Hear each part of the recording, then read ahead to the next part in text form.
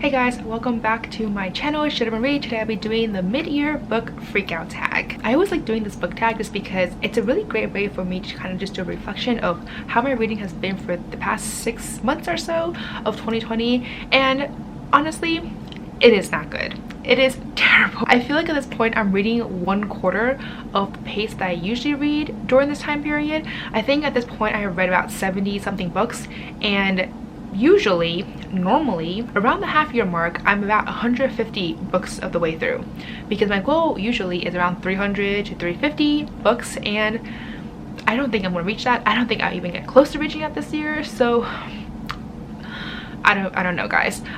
So yeah, basically it's not doing so well, but let's just get on with the questions, and I'm just excited regardless to kind of share how my reading has been with all of you guys.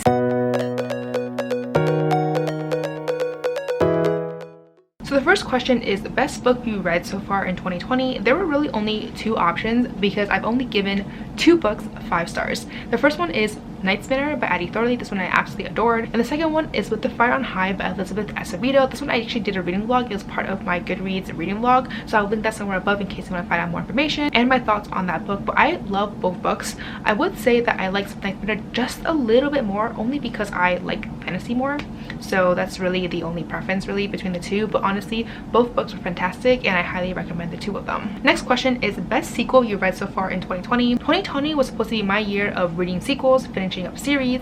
So far this year I have read 3 series, so it's not doing great either. But out of the 3 that I read, my favorite one though would definitely be Days of Blood and Starlight, as well as the third and final book, which is Daughter of Gods and Monsters. I love this series so much. I read the first book back towards the end of 2019, and I don't know why I just didn't pick up the rest of them, but I am so glad that I managed to finish all of them. This book is fantastic. The series is fantastic.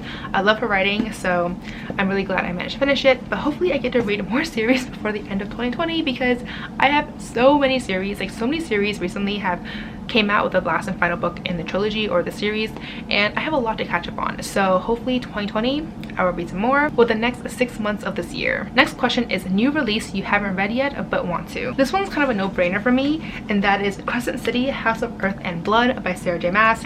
I got this since it came out. Like, I pre-ordered it because I was like, I need to get it. I haven't read it yet, so it's still here. Everyone who's read it has loved it, so I have really high hopes for it. I just love Sarah J Maas writing, and yeah, like, I am just excited for it, and I don't know why I haven't read it yet, but it's happening. It's gonna happen sometime this year. We'll see, but this is definitely one that I really want to get to sometime soon. The next question is most anticipated release for the second half of the year.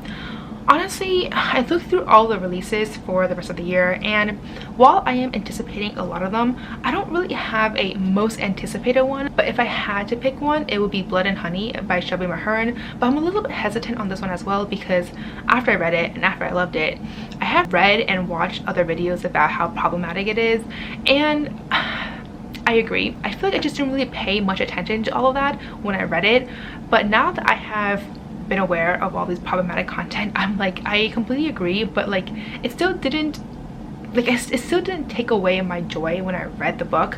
So I'm still really anticipating the sequel just because I want to find out more about it, but I feel like at the same time I'm like slightly less anticipating it now because of all the issues that were in the first book.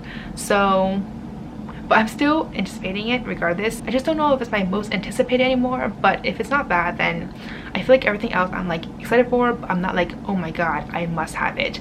Because there were only a few books this year that I was like, I must have it, and one of them was this one over here, which already came out, so yeah, that's all I can say. Anyways, next question is biggest disappointment. This one will have to be Monstrous Volume 1. I have heard a lot of great things about this graphic novel series, and I read the first volume earlier this year, and I just didn't really care much for it.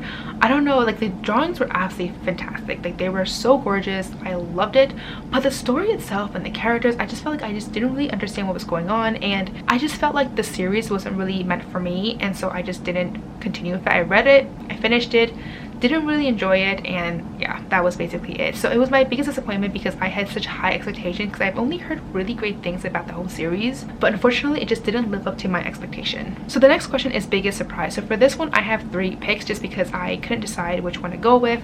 The first one is 10 Blind Dates by Ashley Elson. This one was such a fun read. I knew going in that it was going to be a really fun read, but I just didn't expect it how like heartwarming it was and how happy it would make me feel. So this was a huge surprise for me. Then the next one is The Raven and the Dove by Caitlin Davis. This one was another one. I actually read this one for my reading vlog, so I will link that somewhere above. This is another one where I just didn't expect it because I haven't really heard anything about the book, so I didn't really know what to expect, but it was such a good book that I was like, I need to find out more. Then the last one over here is Of Silver and Shadow by Jennifer Grunk. Definitely butchered that name, I'm so sorry.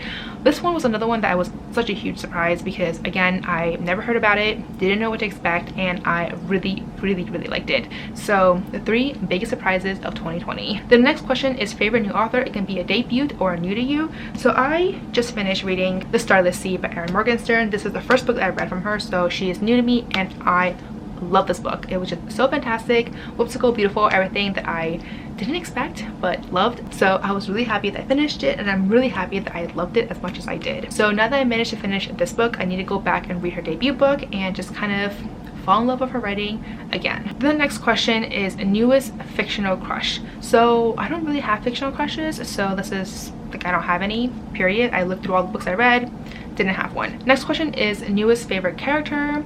So this is another one that I don't really have either because I have a lot of characters that I liked, but I don't have any that's my new favorite. So 0 there as well. Next question is book that made you cry. This is another one that I have a 0. I don't have any books that made me cry this year, and I also don't cry very often or very easily, so none of the books I read this year has made me cry or made me want to cry. So anyways, next question over here is book that made you happy. So of course this one I had to go with 10 Blind Dates by Ashley Elson. Like I said already, this book was just so happy. It was so pure. It was such a good read. It's a very great holiday read as well, and it was just fun, guys. Like, it was romantic, it was cute, it was adorable, it was just all the happy feelings. The next question is most beautiful book you bought so far this year or received. So there are a lot of books that I think will fit in this question, but I will probably go with Crescent City, House of Earth and Blood, just because this cover is so pretty and I love the details. Like, if you look at the inside here, look how detailed this cover is. So I just like it. Plus I love the color scheme as well, like red, gold, and white. I am so here for that. The next question is what books do you need to read by the end of the year? So I have a lot of books. If you look at my 5-star predictions, which I will link somewhere above, all the books on there I want to read by the end of the year. So far I have read 1 and I'm currently reading another. So there's a lot I have to read, guys. Yeah, I'm really behind. Is that the end of the questions? That was so fast. Yeah, I think that's it. Those are all the questions. That went faster, way faster than I had anticipated. So anyways, that's all I have to say for this video. Let me know down below how your year has been. Have you been reading a lot?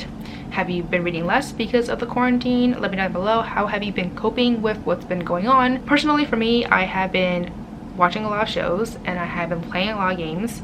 So reading for me has taken a huge downturn. But hopefully I will pick it back up again and read some more, a lot more, during the second half of 2020. Like, fingers crossed, guys. Anyways, that's all to say for this video. As always, if you like this video, please give me a thumbs up, subscribe down below, don't forget to follow me on Twitter and Instagram, and I'll see you guys next time. Bye!